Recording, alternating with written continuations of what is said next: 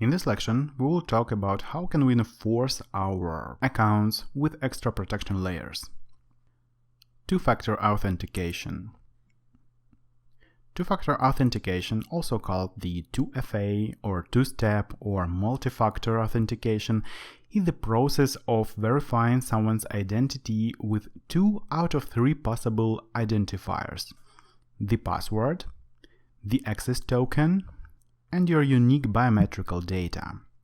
The first thing in the list, the password or passphrase, is almost always required for the authentication procedure of most services out there.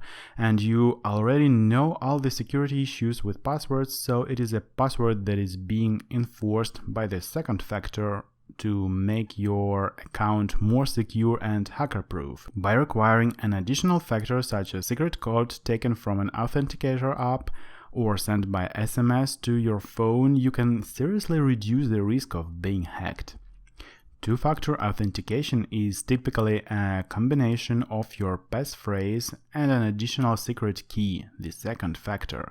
This key is often token generated by a device or an app in your possession. I should note that there are 2 types of tokens generating devices.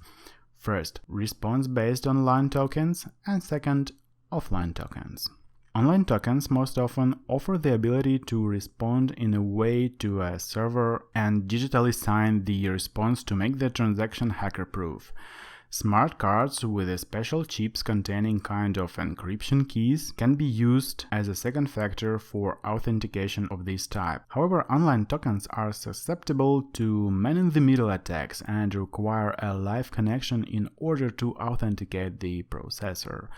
Offline tokens have no direct connection to the entity requesting authentication. There are 3 primary types of offline tokens: one-time passwords and sequence-based token, and time-based token. The idea behind the sequence-based token is you should have a list of pre-agreed numbers. Even if attackers spy on your communication channel, they would never know the next valid number in the sequence. A very popular approach here is an on-demand one-time password.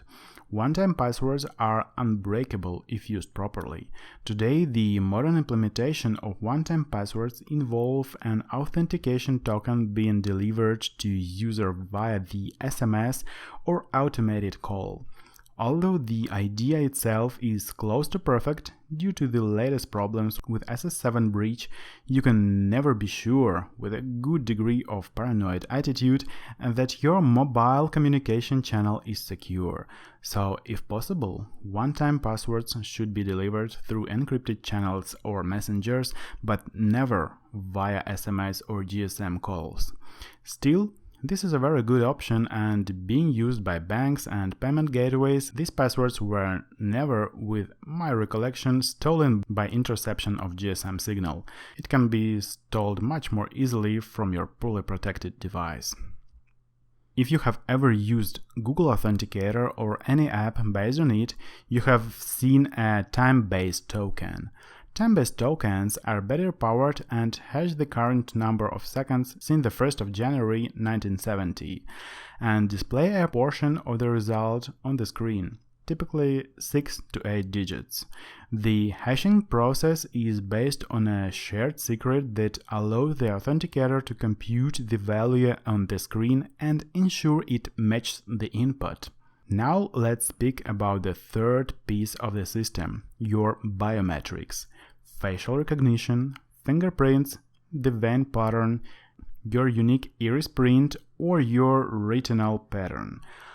Options like vein patterns and retina scans, as well as fingerprint reading, are very accurate, and despite being still expensive, they become more and more cheap year after year as technologies evolve. Today, a good portion of not so expensive smartphones offer fingerprint scanners, and fingerprints are good enough as a second factor. It's unlikely that someone will steal your password or token in addition to having a suitable fingerprint. On the other hand, facial recognition and iris prints are too easy to spoof. Sometimes they can be tricked even with a printout photo, so I would say they are too unreliable to depend on them for authentication. That is why I should note that two-factor authentication is not a panacea, although it dramatically improves security of your sensitive data, so I would advise you to take advantage of it.